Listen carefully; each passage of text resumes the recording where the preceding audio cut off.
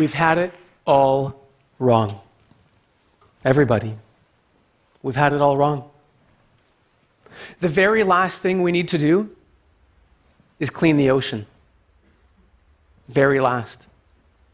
Yeah, there is a garbage truck of plastic entering the ocean every minute of every hour of every day. And countless birds and animals are dying just from encountering plastic.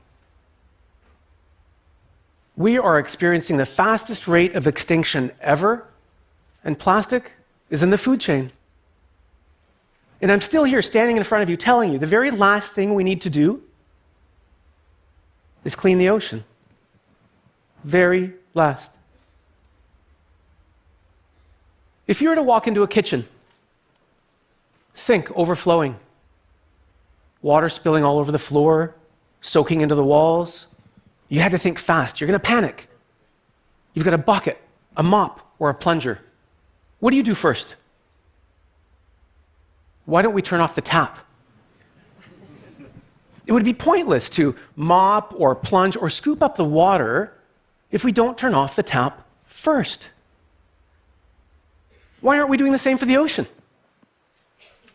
Even if the ocean cleanup project, beach plastic recycling programs, or any well-meaning ocean plastic company was 100% successful, it would still be too little, too late. We're trending to produce over 300 million tons of plastic this year. Roughly 8 million tons are racing to flow into the ocean to join the estimated 150 million tons already there. Reportedly, 80% of ocean plastic is coming from those countries that have extreme poverty.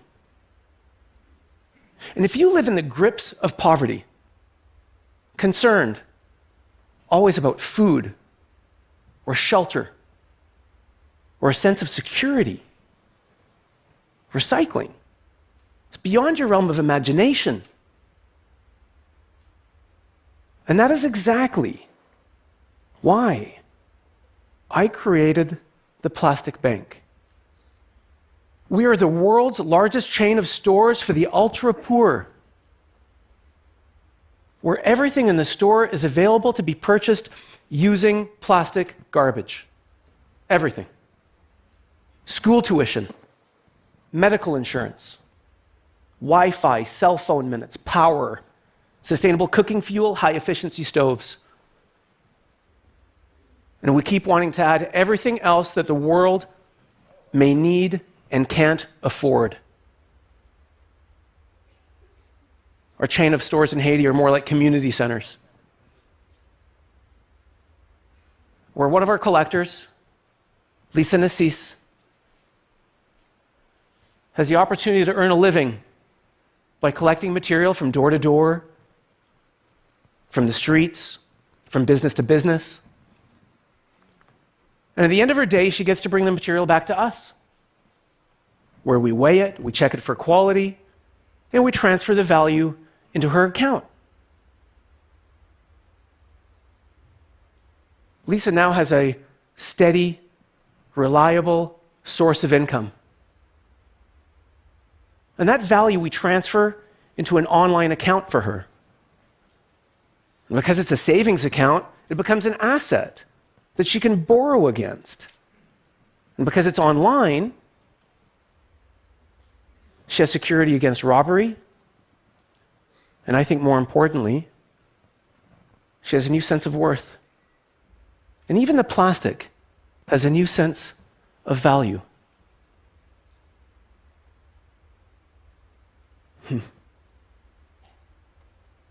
And that plastic we collect, and we add value to.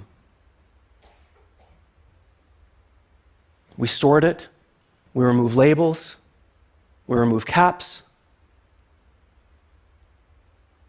We either shred it, or we pack it into bales and get it ready for export.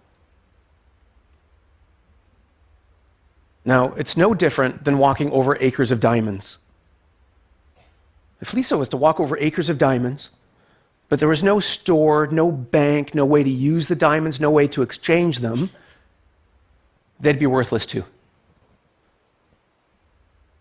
And Lisa was widowed after the 2010 Haitian earthquake, left homeless without an income. And as a result of the program, Lisa can afford her 2 daughters' school tuition and uniforms.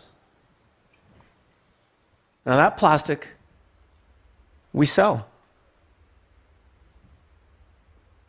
We sell it to suppliers of great brands like Marks and Spencer's, who have commissioned the use of social plastic in their products. Or like Henkel, the German consumer goods company, who are using social plastic directly into their manufacturing. We've closed the loop in the circular economy. Now buy shampoo or laundry detergent that has social plastic packaging, and you are indirectly contributing to the extraction of plastic from ocean-bound waterways and alleviating poverty at the same time. And that model is completely replicatable. In Sao Paulo, a church sermon encourages parishioners to not just bring offering on Sunday, but the recycling too. We then match the church with the poor, where I believe more powerfully we could match a mosque in London with an impoverished church in Cairo. Or like in Vancouver, with our bottle deposit program. Now any individual or any group can now return their deposit refundable recyclables, and instead of taking back the cash, they have the opportunity to deposit that value into the account of the poor around the world. We can now use our recycling to support and create recyclers. One bottle deposited at home could help extract hundreds around the world. Or like Shell, the energy company, who's invested in our plastic neutral program. Plastic neutrality is like carbon neutral. But plastic neutrality invests in recycling infrastructure where it doesn't exist, and provides an incentive for the poor by providing a price increase.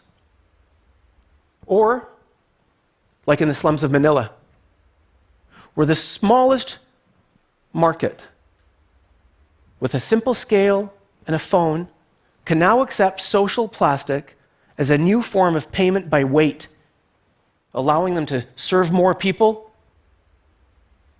and have their own greater social impact. And what's common here is that social plastic is money. Social plastic is money. A globally recognizable and tradable currency that, when used, alleviates poverty and cleans the environment at the same time. It's not just plastic. It's not recycled plastic. It's social plastic. A material whose value is transferred through the lives of the people who encounter it, rich and poor. Humans have produced over 8 trillion kilograms of plastic, most of it still here as waste. 8 trillion kilograms, worth roughly 50 cents a kilo. We're potentially unleashing a $4 trillion value. See, I see social plastic as the Bitcoin for the earth and available for everyone.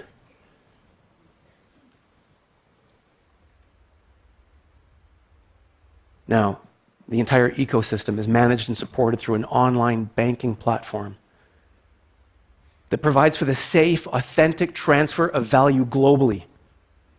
You can now deposit your recyclables in Vancouver or Berlin, and a family could withdraw building bricks or cell phone minutes in the slums of Manila. Or Lisa? She could deposit recycling at a center in Port-au-Prince, and her mother could withdraw cooking fuel or cash across the city. And the app adds rewards, incentives, group prizes, user rating. We've gamified recycling. We add fun and formality into an informal industry. We're operating in Haiti and the Philippines. We've selected staff and partners for Brazil. And this year, we're committing to India and Ethiopia. We're collecting hundreds and hundreds of tons of material. We continue to add partners and customers, and we increase our collection volumes every day. Now, as a result of our program with Henkel, they've committed to use over 100 million kilograms of material every year. That alone will put hundreds of millions of dollars into the hands of the poor and the emerging economies. And so now, we can all be a part of the solution and not the pollution. And so, okay, maybe cleaning the ocean's futile. It might be. But preventing ocean plastic could be humanity's richest opportunity. Thank you.